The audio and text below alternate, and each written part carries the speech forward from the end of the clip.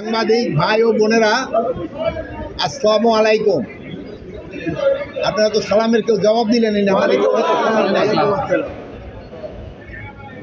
আমার আজকে আসার উদ্দেশ্য ছিল যে আমি বহুদিন যাবতই বিদেশে যাইনি, সিস্টেমটা জানার জন্য। আমি মনে হয় 2011 সালের পর আর এই খরচ করা হয় নাই।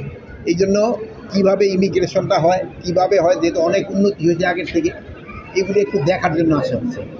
তা আমি দেখে গেলাম, এটা আগের থেকে অনেক উন্নতি হয়েছে এবং এই যে উন্নতির ধারাটা যেন অব্যাহত থাকে, এটি আসার উদ্দেশ্য।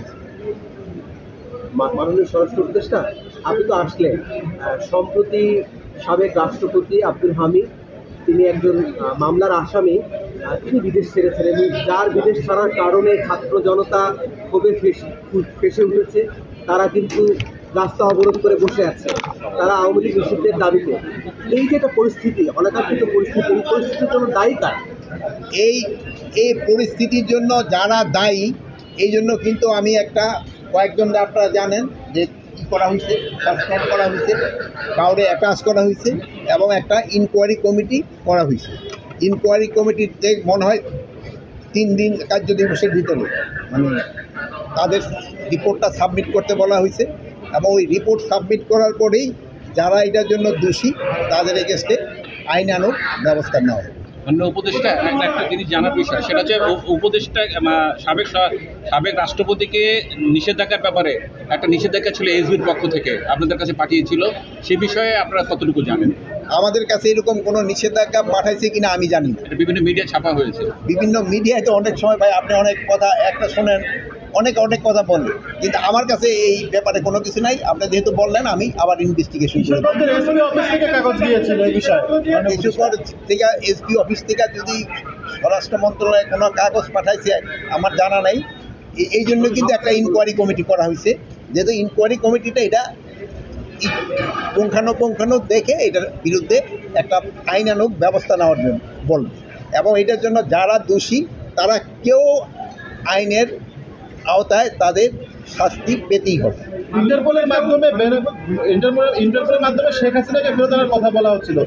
এখন যে পরিস্থিতি আছে, একটা যুদ্ধাবস্থা ভারত পাকিস্তান, এই সময় কি আনার প্রক্রিয়াটা আপনারা জোরদার করবেন কিনা? এটার জন্য তো প্রক্রিয়া সবসময় জারি আছে। আপনারা জানেন ইন্টারপোলের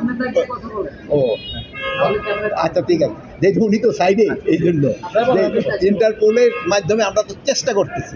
অনেক তো জানেন যে এইটা তো ইন্টারপোল তো আমার কথার সাথে সাথে তো কাজ করবে না।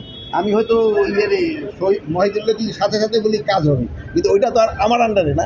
ওইটা তারা সময় হয়তো তারা তাদের আইন কানুন মতো তারা ব্যবস্থা নেয়। আপনারা ব্যবস্থা নিয়েছেন। একটা বিষয় জানতে চাচ্ছি, সেটা হলো যে আমার সূর্য বড় ভাই কিছুক্ষণ আগে ছাত্রদের যে আন্দোলন সে বিষয়ে বলেছেন।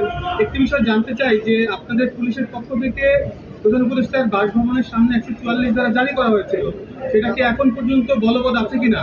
এবং মাননীয় উপদেষ্টা, আজকেও রাজধানীর বিভিন্ন সড়কে কিন্তু আওয়ামী লীগ নিষিদ্ধের দাবিতে কর্মসূচি দেওয়া আছে এবং সাধারণ মানুষের চরম দুর্ভোগ কিন্তু গতকালকে আমরা দেখতে পেয়েছি। আপনি হয়তো বিষয়টা জানেন। এই বিষয়গুলো নিয়ে আপনি কোনো ব্যবস্থা নেবেন কিনা?